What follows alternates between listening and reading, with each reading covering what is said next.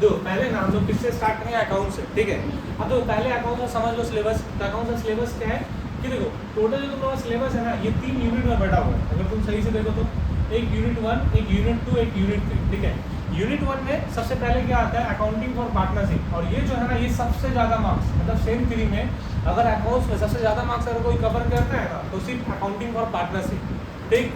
Then उसके बाद next unit आता है अकाउंटिंग फॉर कंपनी, जो सबसे ज़्यादा मार्क्स फिर सेकेंड नंबर पे कवर करता है 10 मार्क्स का। और फिर आता है एनालिसिस ऑफ फाइनेंशियल स्टेटमेंट, इसमें क्या आता है, ये भी 15 मार्क्स का आता है, ठीक। तो टोटल तुम्हारा कितना होगा, तो 15 15 30 10 40, ओवरऑल 40 मार्क्स का तुम्हारा पेपर बनेगा। और तुम लोगों को पता ही है कि इस बार जो पेपर आएगा ना तुम्हारा वो पूरा का पूरा MCQ होगा। ये पूरा का पूरा MCQ फॉर्मेट है, पूरा जो एग्जाम होगा ना सेंचुरी का पूरा फॉर्मेट MCQ होगा। अब क्वेश्चन आता है ना कि देखो यूनिट अलग होता है, चैप्टर अलग होता है। यूनिट में क्या होगा ना, यूनिट एक दिख रहा है ना तुमको, तो तुम्हें लग रहा होगा कि यूनिट 1 यानी अकाउंटिंग फॉर पार्टनरशिप एक ही यूनिट है, एक ही चैप्टर होगा। नहीं, यूनिट अलग होता है, चैप्टर अलग होता है।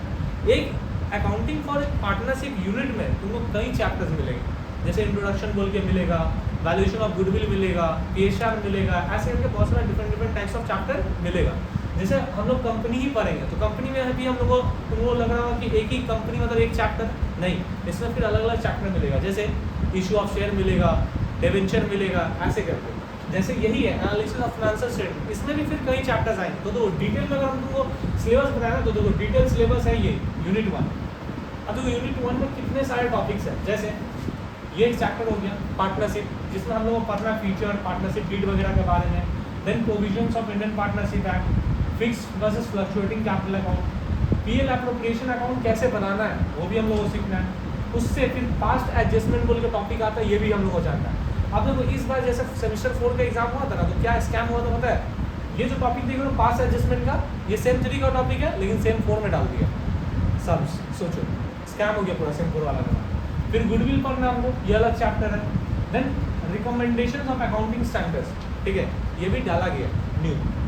उसके बाद देन अकाउंटिंग फॉर कंपनीज है, तो किसने हम लोग क्या पढ़ना है, तो जैसे हम बोले ना कि शेयर के बारे में पढ़ना है, देन डिवेंचर्स के बारे में पढ़ना है, फिर डिवेंचर इशू कैसे करते हैं, यही सब टॉपिक हम लोग को पूरा ओवरऑल पढ़ना है। देन अगर हम नेक्स्ट में जाए ना तो फिर आता है ये वाला topic accounting for financial statement, जो फिर 15 मार्क्स कवर करता है। अब इस 15 मार्क्स के लिए देखो हम लोग को कितना पढ़ना है, फाइनेंशियल स्टेटमेंट एनालिसिस बोल के चैप्टर आएगा वो पढ़ना है। अकाउंटिंग रेशियो, बचपन में रेशियो सीखे थे ना, रेशियो सीखे थे वही रेशियो करना है, लेकिन यहाँ पे ना मतलब उतना डीपली मैथ्स में नहीं जाएंगे, बस उनको फॉर्मूला आना चाहिए। फॉर्मूला अगर सही से सीख लोगे तो ये चैप्टर तुम्हारा ऐसे ही निकल जाएगा। अब अकाउंटिंग रेशियो में हम लोग को टोटल ना 4 तरह का रेशियो, बेसिकली बहुत सारा रेशियोज होता है, लेकिन हम लोग का सिलेबस में 4 ही है। एक लिक्विडिटी रेशियो है, एक सॉल्वेंसी रेशियो है, एक एक्टिविटी रेशियो है और एक प्रॉफिटेबिलिटी रेशियो।